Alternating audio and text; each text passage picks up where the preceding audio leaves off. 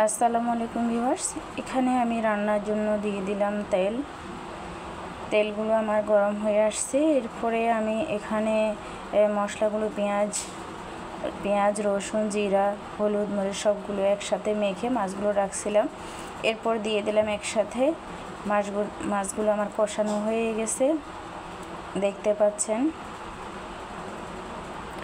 এখন আমি এতে দিয়ে দিলাম বেগুন। এই বেগুনগুলো ছোট দেশি বেগুনগুলো, এগুলো খেতে অনেক মজা। বেগুনগুলো আমি সব দিয়ে দিলাম।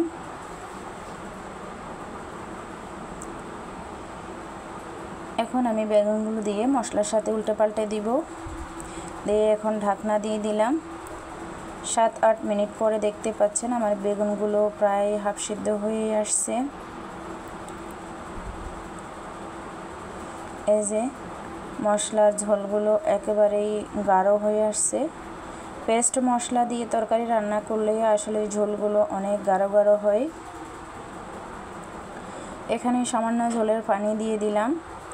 বেগুনগুলো যেহেতু আমার হাফ সিদ্ধ হয়ে গেছে, আর একটু জল দিয়ে আমি সিদ্ধ করে নেব। এখন এতে আমি দিয়ে দিলাম টমেটো কুচি, ধনেপাতা কুচি।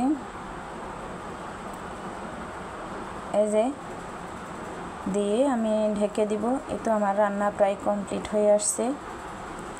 বেগুনগুলো সিদ্ধ হলে 5-7 মিনিট আমার রান্না রেডি। এদিকে আমি কুমড়া ভাজি করব। বাচ্চারা খেতে না চাইলে এভাবে ভাজি করে খাওয়াতে পারেন, এটা অবশ্যই খাবে বাচ্চারা, আমার বাচ্চারাও খায়। এই যে আমি কুমড়াগুলোকে সব মশলাগুলো পেস্টগুলো দিয়ে কুমড়াগুলো মেখে নিয়েছি। 30 মিনিট আমি রেস্ট রেখেছি। এরপরে আমি তেল দিয়ে কুমড়াগুলো দিয়ে দিলাম এক এক করে। একটু সামান্য ঢেকে দিলে খুব সহজে 4-5 মিনিটের মধ্যেই এপিট হয়ে গেল। এরপর আমি উল্টে দিলাম। এই তো আমার রেডি। ফাইনাল কেমন হয়েছে জানাবেন। এদিকে আমার বেগুন রান্না কমপ্লিট, বেগুন সিদ্ধ হয়ে গেছে, একেবারেই শেষ। আমার রান্নাটা কেমন লেগেছে, ভালো লাগলে একটা লাইক দিবেন। আল্লাহ হাফেজ।